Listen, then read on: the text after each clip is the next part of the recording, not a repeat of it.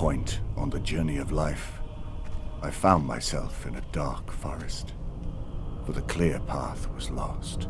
The game starts on the surface, which is how the poem starts. You know, you're sort of leaping into hell. When you jump through that door to follow the devil and your fiance's soul down into the depths of hell, that's the moment where our Alice jumps through the rabbit hole.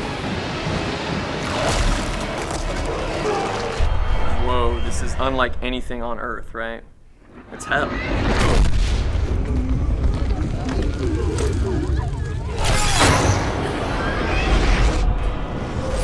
Divine Comedy was written in the early part of the 1300s by a guy named Dante Alighieri. He spends his life dreaming about a woman that he loved named Beatrice, who he never got to be with. He writes this poem, which is basically about his journey through the afterlife to get to her. It's the #1 thing that Dante Alighieri is remembered for, is creating that typical view of hell, the medieval vision that has lasted throughout the ages. Dante essentially introduces the concept of the 9 circles of hell. I mean, it lays it out level by level, you know, the punishments of hell and where each sinner goes in hell in these different circles. He's literally like laying out a map of hell. The poem itself was disturbing, and it describes the different rings of hell and all this anguish and suffering. And I think that's also one of the most appealing aspects of it. I read the poem and thought right away, like, that's a video game. We can make a video game out of that. Go to hell, that's our game. It's simple and it's to the point. Face the ultimate boss, which is Lucifer himself. Once you hear the pitch about what the fiction's going to be, it just instantly makes sense. One of the most important things for us was to literally follow the map of hell that Dante wrote so clearly in the poem. We're not going to create a circle called jealousy or shoplifting, yeah? We're going to go with the circles that are actually in the poem.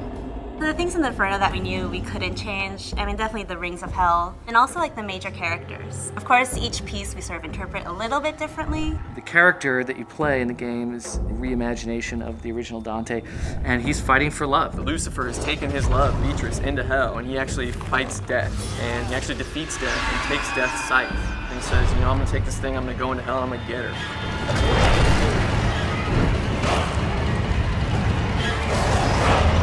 Facing some of the most insane monsters that hell has to throw at him. He's got to be kind of an over-the-top action hero.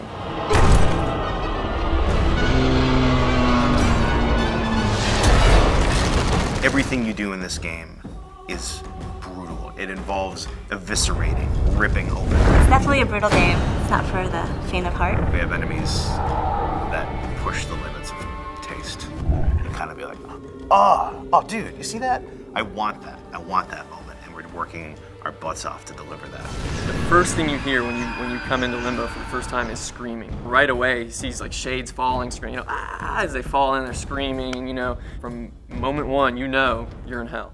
People are being vomited into hell. Masses of people huddled together, naked and scared, cold and huddled. Oh, the humanity. And then Big Minos is gonna judge you at the end. It's bad. Like, it only gets worse from there. You know, it's all downhill from there. It's going to get much crazier as you descend. It's just going to get really dark very quickly once you pass Minos.